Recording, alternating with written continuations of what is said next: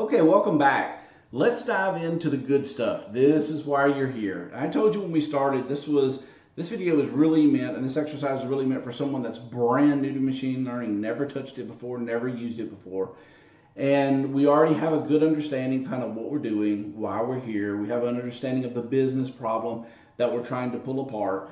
We even have an understanding of the data that we're going to be using. Even though we might not have domain knowledge or really an expertise in that area just yet, that's okay. We're going to use some statistical tools and some machine learning algorithms and things of that nature down the road to help us further understand some of that stuff.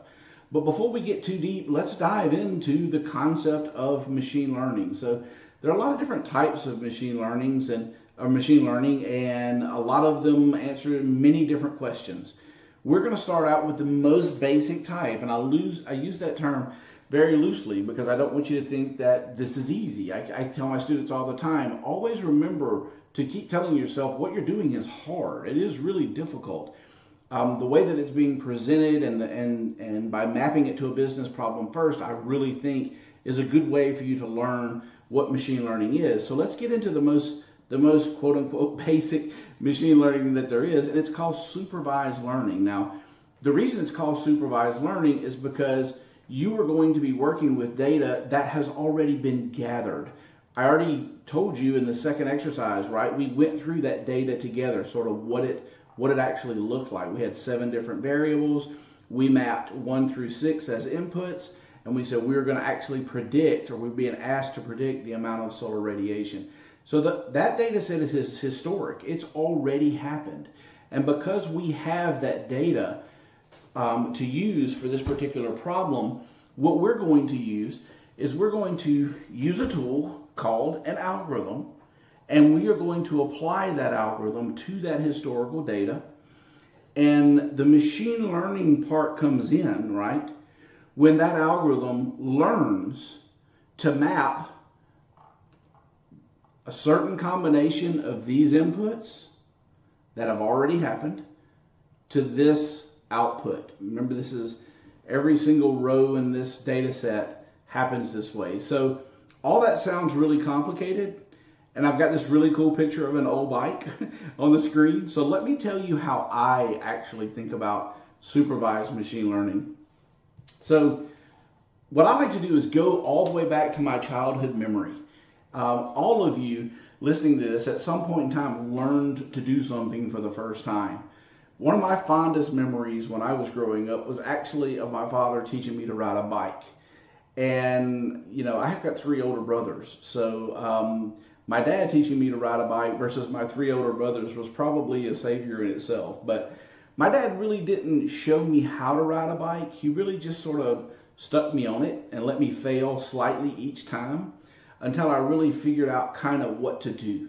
But this didn't mean I didn't watch other people ride bikes, or I watched my brothers ride bikes, or I watched my dad ride bikes, and I learned from what they were doing, and I learned from what I was doing. And some of the things I quickly figured out I didn't even need to even try to do anymore, right? So in my mind, learning to ride a bike quickly boiled down to just a certain number of things that I had to get right.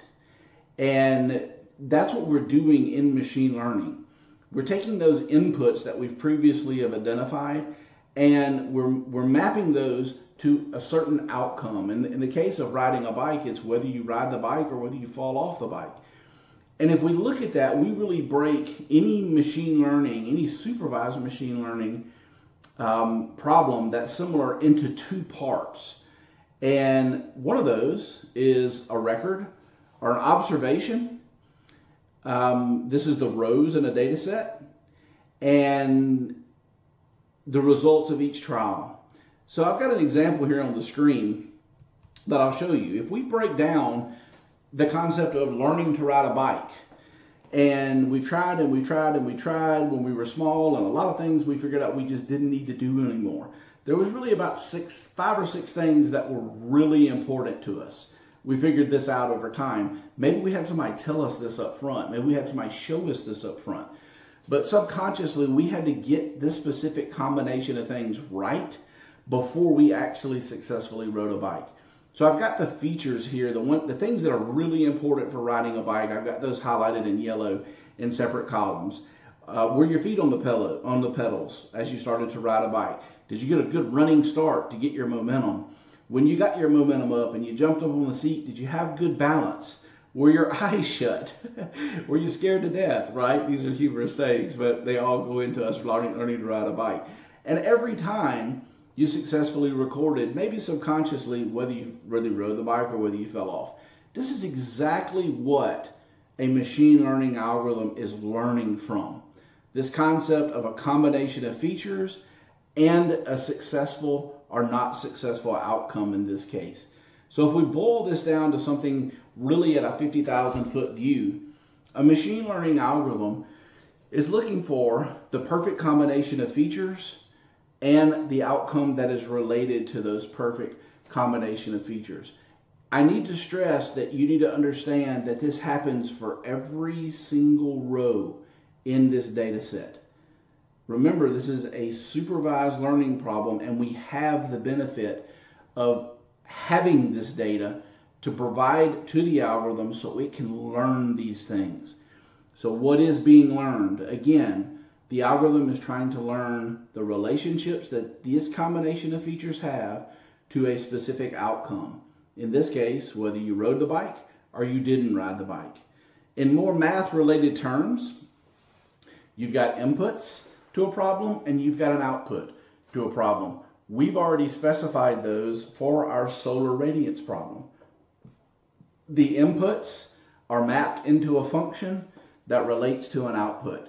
That's exactly what is happening in mathematical terms in supervised machine learning. So what is actually being learned in that process? We summarized it in pictures, right? But what is actually being learned in that process?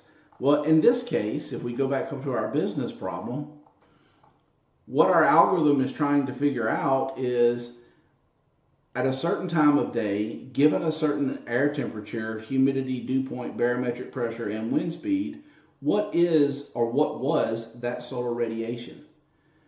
Remember, these things have already happened. We've already recorded thousands and thousands of these events. Well, if a machine learning algorithm can then figure out what these specific relationships are to the individual outcomes, it produces a set of rules for us. And guess what?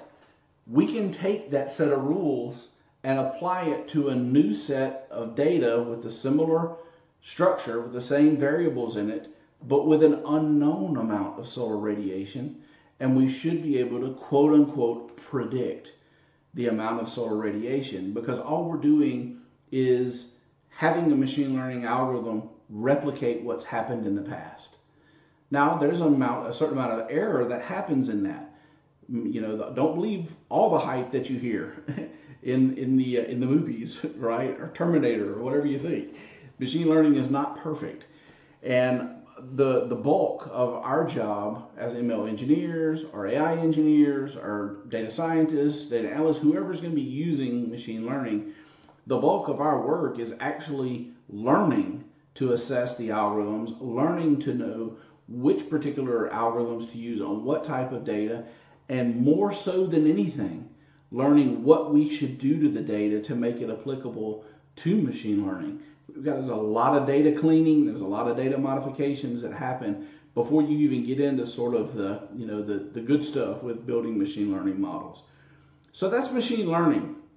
That's the objective I want to cover in this supervised machine learning anyway. The objective I want to cover in this particular video.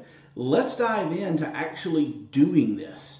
So I'm going to be covering that extensively in the next video, where we're going to have a learn by doing exercise and start to wrap up the remainder of this content. See you in a minute.